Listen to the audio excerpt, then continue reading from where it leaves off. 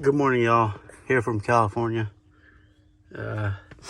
Working on my 05 GX 470 expansion valve. I'm having issues with it staying cool. Hot and cold side feels good. My pressure gauge and all that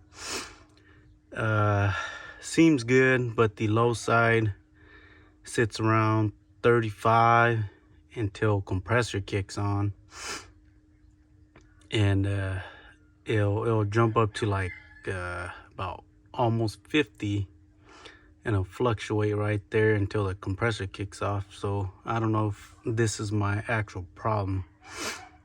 Changed out, got a brand new compressor, got a brand new condenser, charged it,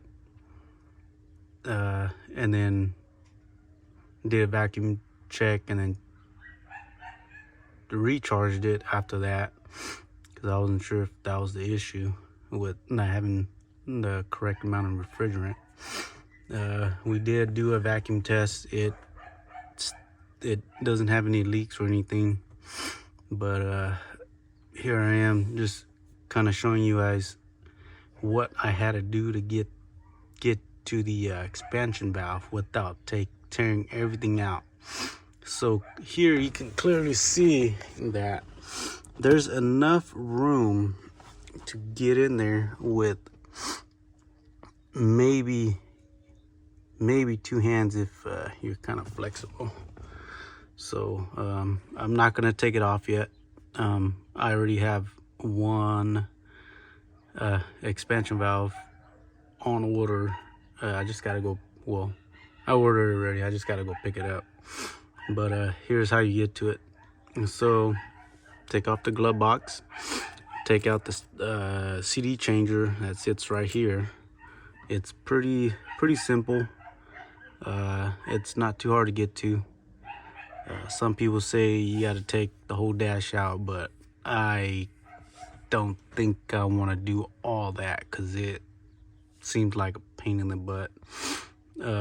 I didn't want to take this out because I still got quite a ways to go, and even if I try to take it out, this is in the way, and I really don't want to take this out, because I think if I do that, I gotta take all this other stuff off, and I don't want to do that. So I'll take you down to how I got this out to where I need it. There's this cover here that covers this. Goes on like that.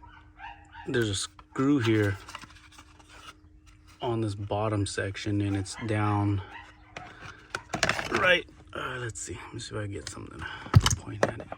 At the tip of my flathead, the screw is right about there. Yeah, right there. So you gotta back that out. So before that, there's this, I guess it's a module. This module here that sits in there. Yeah, just like that. So the screw that you're gonna have issue with is this one down here, because it sits right down here, and from over here you can get it from here. You just got to put a lot of pressure towards it and just back it out. It'll come out. I didn't think I was going to be able to do it, but I was able to do it. And once you get that out, you have all this room. But the problem is, when you take this cover off, this screw is you only got maybe 3-4 inches of room to get to it.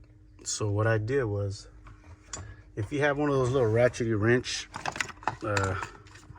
you can probably get it, but I happen to have one of these guys, and I used this, and I got lucky. I almost couldn't find it in my garage.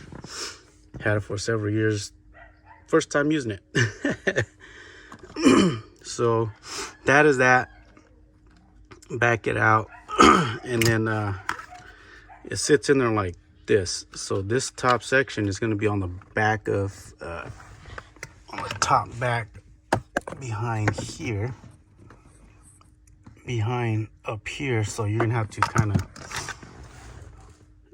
prop that off and kind of tilt it and, you know, wiggle it out. I'm sure you'll figure that out once you get close to it. Well, that's how I did it. They say it's a T25 Torx bit for these two screws right there.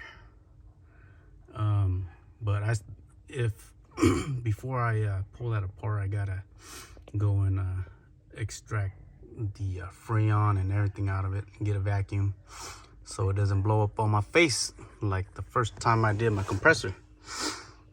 Yeah, blew right in my face. That sucks so bad. All in my eyes, debris and everything. It sucks so bad. But anyways, this was how I did it. There's not a lot of people on YouTube that done this. I see 4runners and they are very identical. So I kind of went with one of the guys on there and kind of seen how he did it. So here I am, checking my expansion valve. 2 bolts. I'm sure you can wiggle your AC lines. These guys right here, there's one on top, one on the bottom, and then back here, running through the firewall. Let me see, right there. Hopefully I can flex it back just enough to get it out. So yeah, good luck. Hopefully I can get it out. Hopefully you can get it out. Yeah, and this module here, once you take it out, try not to move it, because I don't know if I think there's a way it's supposed to sit there. I know earlier I bumped into this arm right here. What is it? I bumped into that arm and it moved up, so I just moved it back. Try to keep everything where it's supposed to be. But yeah, that's how I did it. We'll see how it goes. I'm gonna tinker with it some more, and hopefully I strongly think that this is my problem. It's either slightly clogged, or that spring or something in there, it's not doing what it's supposed to, because we recharged it again and it seemed like it's working fine until the clutch kicks on, starts to pull vacuum, and then it spikes up a little bit. Hot side is sitting around 160 steady without jumping up and down. So I think it's not working properly, I think. And the other thing too is when I got this car, the AC, the clutch was seized, so it wouldn't turn by hand or anything. Even when I took it off, I couldn't turn it I couldn't turn it. So that's why I got a new condenser and all that, just in case it got debris and all that in there. Come to find out, this is one of my other issues. So yeah. Oh yeah. So with the new compressor and all that, once the clutch kicks on, everything seems pretty good. But then once I start driving, and once I start getting on the gas and stuff like that, you can tell it has no power. Like it's got so much load on that compressor, because either it's trying to suck or trying to push, whichever way. Can't tell, because when you're driving you can't put a gauge on there. So yeah, there's no power until the clutch lets off, and then bam, you get your power back.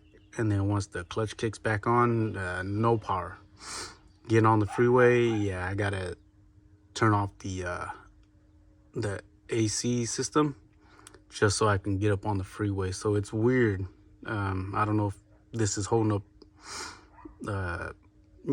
too much pressure that's causing the compressor to load up super hard.